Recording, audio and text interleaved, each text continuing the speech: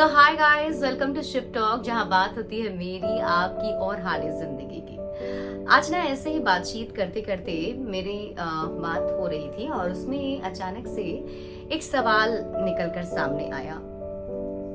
हमने एक ऐसी न्यूज़ पढ़ी जिसमें पता चला कि एक लड़के ने लड़की को चीट कर दिया और लड़की इतनी ज़्यादा इससे डिप्रेस्ड हो गई कि उसने सुसाइड कमिट कर लिया।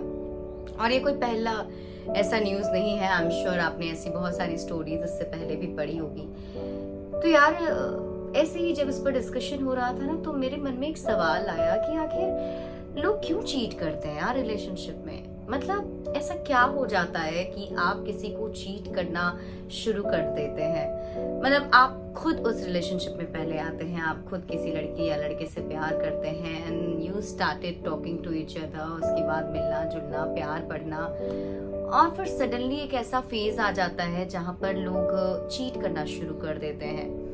मतलब ठीक है ना, अगर आपको रिलेशनशिप में नहीं रहना, आप नहीं रहना चाहते हो, आपको कोई और पसंद आ गया है, आप कहीं और जाना चाहते हो, तो आप बस चले जाओ, जस्ट मूव ऑन। आप सामने वाले को बता दो और वहां से निकल जाओ।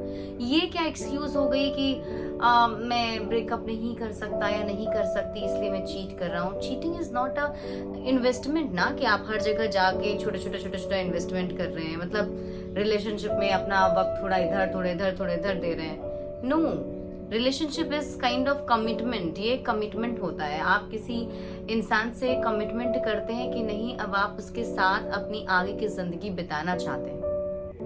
रिलेशनशिप काफी ज्यादा खूबसूरत हो जाता है जब दो लोग आपस में मिलकर अच्छे तरीके से शुरुआत करते हैं। और मैं आज तक जेन्युइनली ये क्वेश्चन नहीं समझ पाई हूँ कि लोग ऐसा क्यों करते हैं, क्यों ये उनके मन में ऐसी बातें आती हैं और वो कुछ ऐसा कर जाते हैं। समटाइम्स मैंने ऐसा भी देखा है कि रिलेशनशिप में लोग चीट करते हैं और फिर उसकी जान भी ले लेते हैं।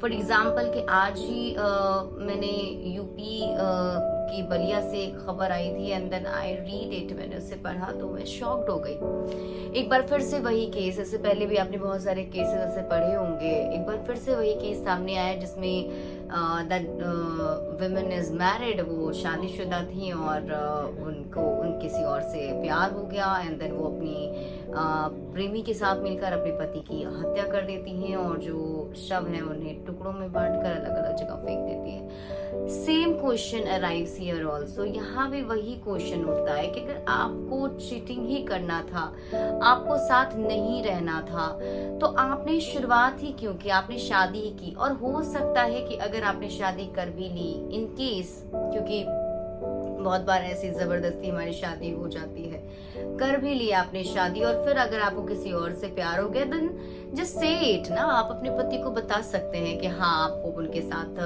कंटिन्यू नहीं करना, नहीं साथ रहना, या तो उन्हें चीट मत करो। और चीट करने के बाद अब आप सोचिए, आजकल तो लोग जान लेने पर उतारू हो जाते हैं। कभी ये नहीं समझते कि सामने वाले की फीलिंग्स कितनी हर्ट होती है। यार आप सोचिए ना कि कोई आपको पूरे कमिटेड होकर अपना सब कुछ दे रहा है, अपना बेस्ट एफर्ट लगा रहा है, अपनी बेस्ट कोशिश कर रहा है कि आप खुश रहें, और आप उन्हें चीट करते हैं।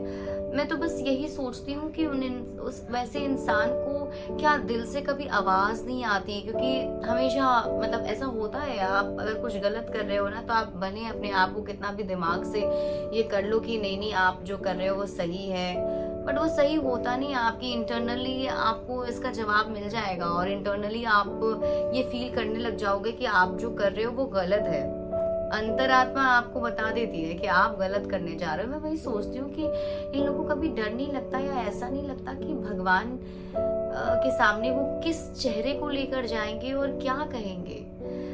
शायद इसे ही कलयुग कहते हैं कि आजकल लोगों को कोई फर्क ही नहीं पड़ता किसी के इमोशन से, किसी के प्यार से, कोई रिश्ते से। और शायद इसीलिए रिश्ते जो हैं वो आजकल बहुत जल्दी खराब हो जाते हैं।